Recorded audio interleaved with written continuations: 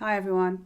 So today I'd like to talk about adverse childhood experiences. So these are known as ACEs. You may have come across them before. So this was a major study done that proved the link between the experiences we go through as children and the effects that they have on us throughout our lives into adulthood. So let's have a look.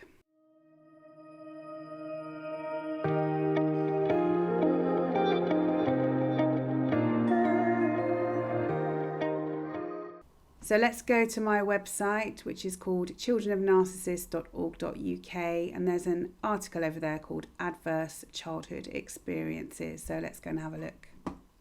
Adverse Childhood Experiences. A study was published in 1998 as a collaboration between the CDC and Kaiser Permanente, which is a healthcare service provider. This was one of the first studies to look at the relationship between chronic stress in childhood and adult health outcomes. 17,000 Kaiser members completed surveys on their childhood experiences and their current health status and behaviours. It was shown that around 66% of people have experienced at least one ACE, 20% have experienced 3, and 14% have experienced 4 or more. Experiencing ACEs has an immediate effect on mental well-being, which can last into adulthood. Subsequent studies have shown that the higher the number of ACEs a person has, the more detrimental the effect is on their well-being in their adult years. So what are adverse childhood experiences? They are highly stressful and potentially traumatic events or situations that occur during childhood and or adolescence. They can be a single event or prolonged threats to and breaches of the young person's safety, security, trust, or bodily integrity. So some examples are physical abuse, sexual abuse, emotional abuse, living with someone who abused drugs or alcohol, exposure to domestic violence, living with someone who has gone to prison, living with someone with serious mental illness, and losing a parent through divorce, death, or abandonment. How ACEs affect the body and the brain. It is thought that the build-up of stressful events experienced by a child can lead to toxic stress, which leads to wear and tear on the developing brain and the stress response system of the child. Children and adolescents who have undergone traumatic experiences have shown dysregulation in how their brain and body interpret and respond to stress. I have a few videos that discuss this if you'd like to check those. I'll put screenshots on the screen and then I'll link to them at the end of this video. ACEs can affect the brain development and the nervous system of the individual so that they are always on high alert and looking out for danger, whether consciously or not. This means they have high levels of stress chemicals and are often in fight, flight, freeze and submit defences. A common way to calm the nervous system is through the use of alcohol, drugs and other addictive behaviours. Coping mechanisms such as substance misuse can have huge effects on the health of people in adulthood, putting them at risk of cancers, heart issues and more. The feelings of shame and the lack of self-worth and self-esteem can mean that people with ACEs can end up in dysfunctional relationships where they may be at risk of abuse. Children and adolescents with ACEs were found to have high rates of obesity, hypertension and depression. Depression, heavy drinking, smoking, lower educational attainment and unemployment were significantly associated with adverse childhood experiences, and research has also documented the connection between ACEs and substance use and suicide. A higher number of ACEs can cause an increase in the risk of mental health problems such as anxiety, depression and post-traumatic stress. 1 in 3 diagnosed mental health conditions in adulthood directly relate to ACEs. And those with 4 or more ACEs are 3.7 times more likely to be currently receiving treatment for mental illness and are 9.5 times more likely to have felt suicidal or to have self-harmed. The longer an individual experiences an ACE and the more ACEs someone experiences, the bigger the impact it will have on their development and their health. ACEs can affect the ability of individuals to recognize and manage different emotions and their capacity to make and keep healthy friendships and other relationships. What is your ACE score? There are 10 types of childhood trauma measured in the ACE study, and each type of trauma counts as one.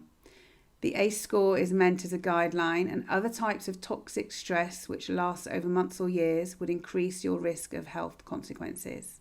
The ACE questionnaire. Prior to your 18th birthday, 1. Did a parent or other adult in the household often or very often swear at you, insult you, put you down, or humiliate you, or act in a way that made you afraid that you might be physically hurt? If yes, score 1. 2. Did a parent or other adult in the household often or very often push, grab, slap, or throw something at you, or ever hit you so hard that you had marks or were injured? If yes, score 1. 3. Did an adult or person at least 5 years older than you ever touch you or have you touch their body in a sexual way? 4. Did you often or very often feel that no one in your family loved you or thought you were important or special, or your family didn't look out for each other, feel close to each other, or support each other? If yes, score 1. 5. Did you often or very often feel that you didn't have enough to eat, or had to wear dirty clothes, or had no one to protect you, or your parents were too drunk or high to take care of you, or take you to the doctor if you needed it? If yes, score 1. 6. Were your parents ever separated or divorced? If yes, score 1. 7. Was your mother or stepmother often or very often pushed, grabbed, slapped, or had something thrown at her, or sometimes, often, or very often kicked, bitten, hit with a fist, or hit with something hard, or ever repeatedly hit at least a few minutes or threatened with a gun or a knife? If yes, score 1. And I think there we can also apply that to men who are victims of domestic abuse. 8. Did you live with anyone who was a problem drinker or alcoholic, or who used street drugs? If yes, score 1. 9. Was a household member depressed or mentally ill, or did a household member attempt suicide? If yes, score 1. Did a household member go to prison? If yes, score 1. If you've been scoring during that, you will have your ACE score. So the scoring is as follows. Questions 1 to 3 refer to emotional, physical, and sexual abuse. Questions 4 and 5 assess emotional and physical neglect. And questions 6 to 10 refer to household dysfunction. There are many other sources of childhood trauma that are not included in the above-mentioned scoring tool, such as exposure to community violence or food insecurity. The role of resilience in response to ACEs.